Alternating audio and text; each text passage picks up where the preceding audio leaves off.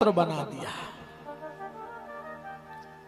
अरे एक बात और निवेदन के साथ आपसे कह दें, एक तो तुलसी, अब चाहे वो आंगन की तुलसी हो चाहे रामचरितमानस की तुलसी हो, ये दोनों पूजनीय और वंदनीय हैं। दोनों पूजनीय और वंदनीय हैं। घर में दो अपराध कभी मत करना, ध्यान से सुनना। मैंने कई बार आपको कई बातें बताई और मैंने तो खुले चैलेंज से कहा कि आप हमारी बात को झुटलाओ जो हम कह रहे हैं।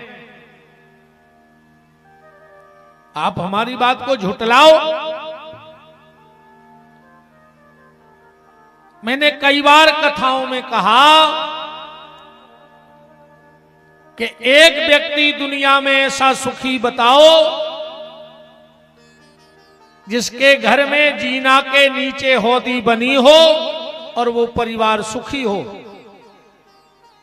एक आदमी इतने में भी खड़े हो जाओ कि हमारे घर में जीना के नीचे हौदी बनी है और हमारे तो सब सुखी हैं।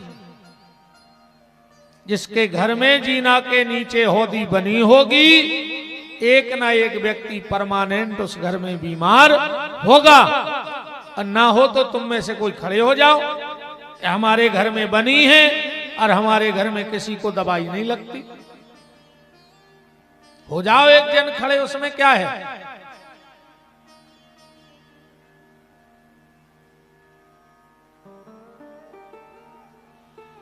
ऐसा एक व्यक्ति खड़ा हो जाओ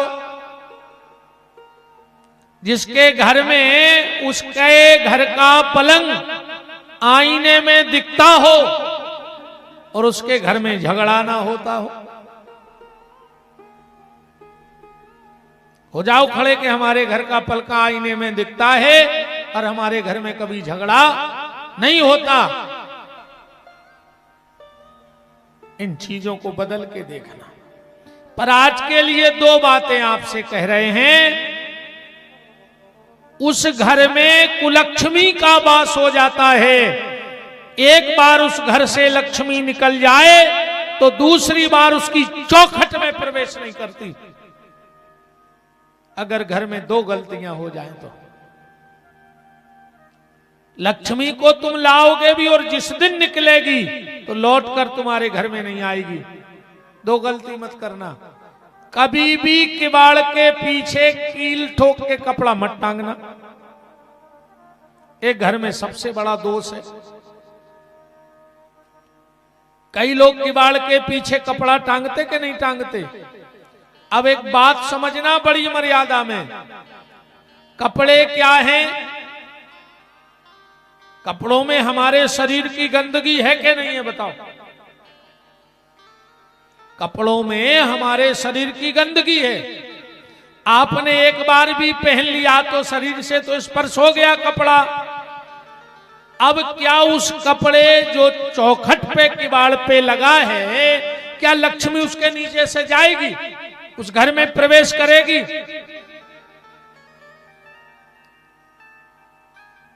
और अगर आपके घर में ये गलती है, आप सुधार के देख लेना। कभी भी किवाड़ के पीछे दरवाजे पे कपड़ा नहीं टांगना चाहिए।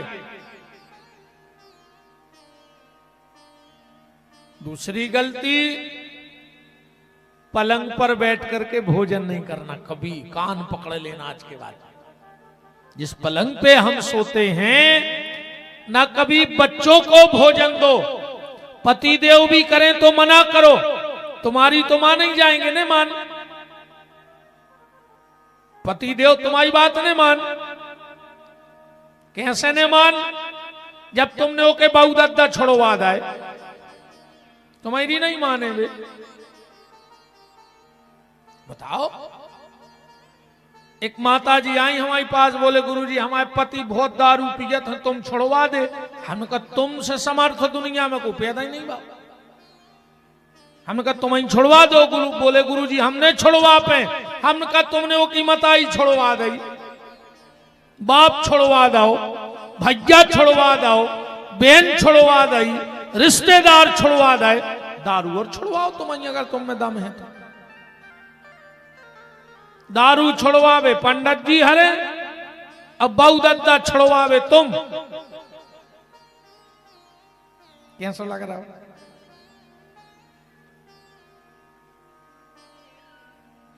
ऐसा लग रहा हो जैसे मेरे को तेज आवाज जा रही हो कानों में,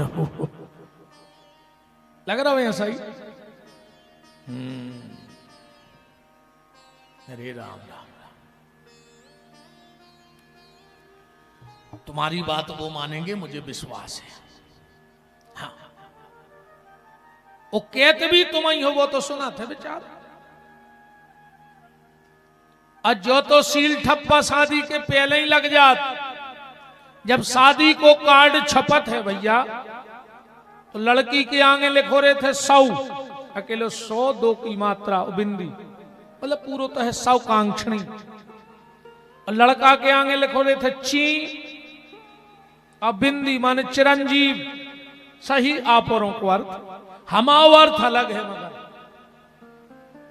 100 कांक्षणी फलानी देवी, चिरंजीव फलाने, पर एक अर्थ बहुत गहरो है। घर के पहले ही लिख दे, पढ़ ले बेटा 100, मतलब बया के 100 के है। घर बारी आके 100 के है, तुम्हें ची भर नहीं करने, तुम्हें भर नहीं बोलने, बातों 100 के है। और तुम और कह रही ने कह रही हो तो बताओ, करो हमारी बात को विरोध के गुरुजी नहीं है, सो नहीं है। अन्य छुड़वाए हो तुमने बहु दद्दा, तो तुम बता दे, हम काय खुकाए बोल नहीं पा रहा। और घर बार हो तुमोरों के डर से, सगे बहु दद्दा से। हाँ, ऐसी घुट्टी पियाऊ थो तुमोरे तो भैया पूरे मंत्र फेल हैं पनोरों के, कुछ काम नहीं कर रहे इनके आगे, है ना राम। तो पहली गलती घर में ये मत करना कि किवाड़ के पीछे कभी भी कपड़ा मत टांगना खील ठोक के। और कभी प्रभाव देखना हो, आप अपने घर के चौखट के यहां 5 रुद्राक्ष और 3 गोमती चक्र टांग के देख लेना। जब घर से निकलोगे तो एक ऊर्जा साथ में जाएगी, और जब घर के भीतर आओगे तो जो विकृत ऊर्जा तुम्हारे साथ घर में प्रवेश कर रही है, वो पूरी गोमती चक्र और रुद्राक्ष खींच लेगा।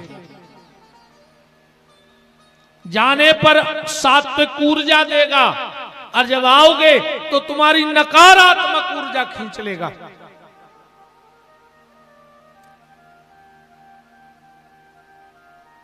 दूसरा, पलंग पर बैठ के भोजन मत करना। और तीसरा काम, एक बात मेरी बड़ी मर्यादा में समझ लेना, सब मेरी बहनें बैठी हैं, बेटियां बैठी हैं, माताएं बैठी हैं, कुछ चीजें हम लोगों को कहनी पड़ती हैं। सबसे बड़ा दोष माताओं का कौन सा है घर में? वो घर तो ठीक, वो कभी उस परिवार का एक भी सदस्य सुखी नहीं रहेगा अगर माता ये दोष परिवार में कर देती हैं। तो उसका पूरा प्रायश्चित तुम्हारे परिवार को भोगना पड़ेगा। हमारी बात को बड़ी मर्यादा में समझ लेना। हम आंख बंद करके आपसे कह रहे हैं कि जितने दिन माताएं मासिक धर्म से रहें, उतने दिन तुम्हारे घर में जहां तक तुलसी की छाया पड़ती है वहां तक न जाएं। जहां तक तुलसी की छाया आती है उतनी जगह को में मत जाओ, क्योंकि उतनी जगह में जाने पर धीरे धीरे तुलसी तेज छोड़ देती है। और अगर तुलसी सूखने लगी घर की तो किसी बड़ी समस्या को न्योता देने का पूरा पूरा कार्यक्रम बन रहा है। कई लोग आज के पढ़े लिखे लोग इन चीजों को मानते हैं। अरे बोले गुरुजी ये सब ढकोसिया बातें हैं, कुछ नहीं होता। एक बात बताएं, इस चीज का प्रमाण कलयुग में अगर देखना है, आज भी अगर पापड़ बन रहे हो और रजस्वला नारी की नजर पड़ जाए तो वो पापड़ लाल पड़ जाता है। आज भी जो इन चीजों को नहीं मानते उनके लिए ये प्रमाण है कि अगर आज भी पापड़ बने और कोई रजस्वला नारी आ जाए तो पापड़ वो लाल पड़ जाता है।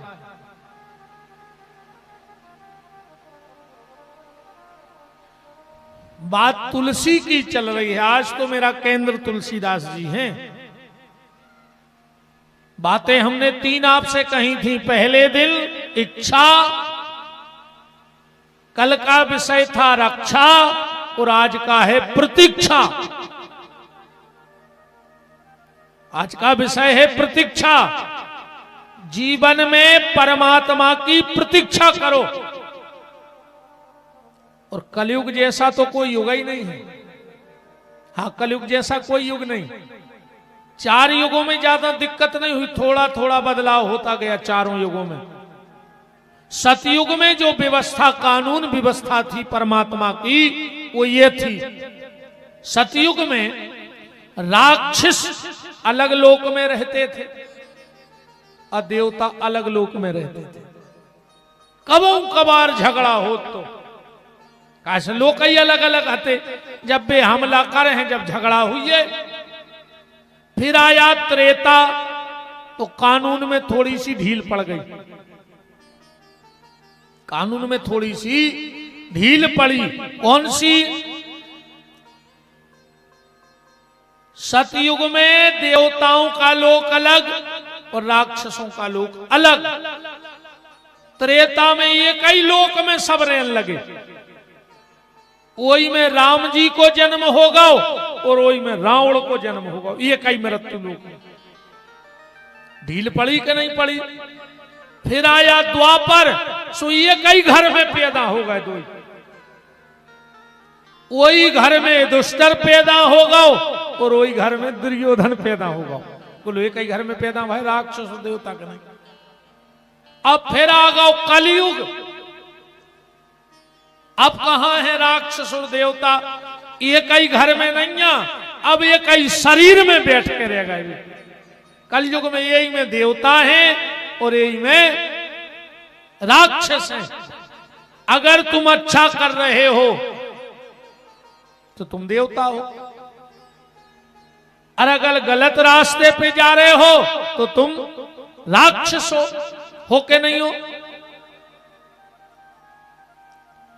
तो कलयुग में ये विशेष छूट नाम जप की दी गई है। विशेष छूट है। और तार देखो भव से अनेक जीव तारतों को, तार देखो भव से अनेक जीव तारतों को, जो पे यह तुलसी रामायण न गाउत। प्रभु के विश्वास को दंड हु सो ना दृढ़ हो तो, विश्व बीज धर्म की ध्वजा ना लहराऊ तो। बताओ कौन तारता? बताओ कौन हमें भवसागर से पार लगाता? गोस्वामी तुलसीदास जी ने एक बात और, जिसके घर में 2 चीजें हों उसके घर में कभी कलयुग का पूर्ण वास नहीं हो सकता।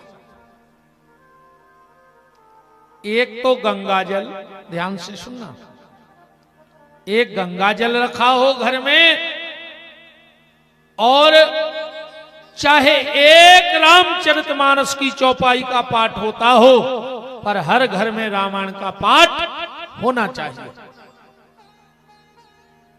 पर अपन तो अच्छी कपड़ा में बांधे धरे हैं, नहीं दीवारी के दीवारी अरिया फटकारी कही जय हो रामायण मैया, आप धरी हैं रामायण मैया। बताओ, रामायण कोई कविता नहीं है, रामायण कोई चौपाई नहीं है, रामायण में दोहा नहीं है, रामायण में सोरठा छंद नहीं है, फिर रामायण में क्या है? रामायण का एक एक शब्द मंत्र है, एक एक शब्द मंत्र है।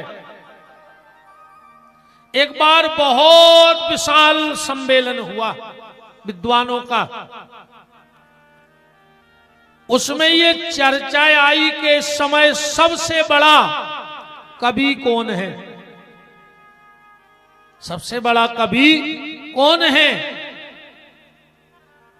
गोस्वामी तुलसीदास जी बैठे थे, सूरदास जी उठ के खड़े हो गए, बोले इस समय सबसे बड़ा कवि मैं हूं, मुझसे बड़ा कोई कवि नहीं है।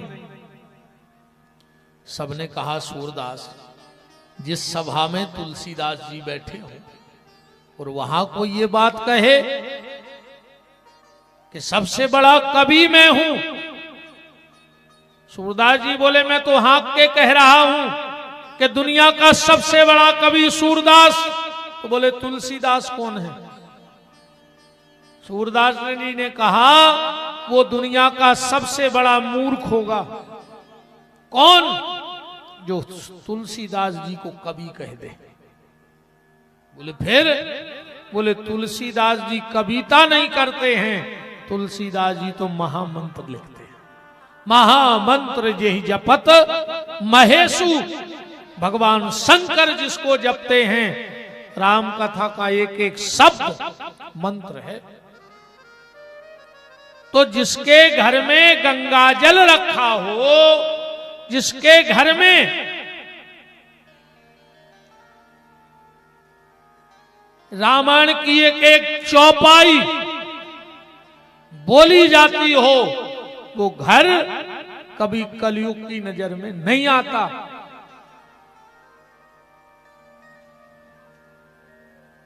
श्रावण शुक्ला सप्तमी आज तुलसीदास जी का की जयंती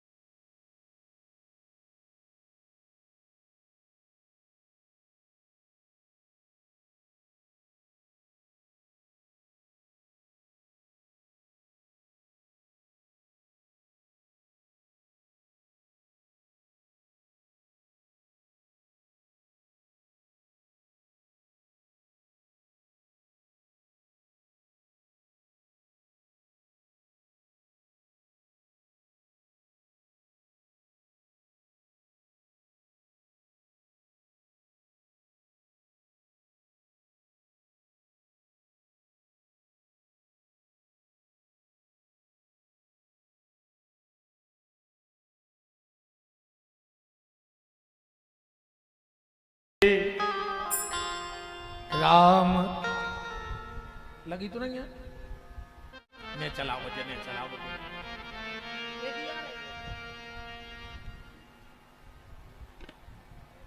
भजो रे मन प्रेम से राम रघुरैया भजो रे मन प्रेम से राम रघुरैया भजो रे मन प्रेम से राम रघुरैया भजो रे मन प्रेम से राम रघुरैया राम रघुरैया प्यारे कृष्ण कन्हैया राम रघुरैया प्यारे कृष्ण कन्हैया राम रघुरैया प्यारे कृष्ण कन्हैया राम रघुरैया प्यारे कृष्ण कन्हैया भजो रे मन प्रेम से राम रघुरैया भजो रे मन प्रेम से राम रघुरैया हरि बोल।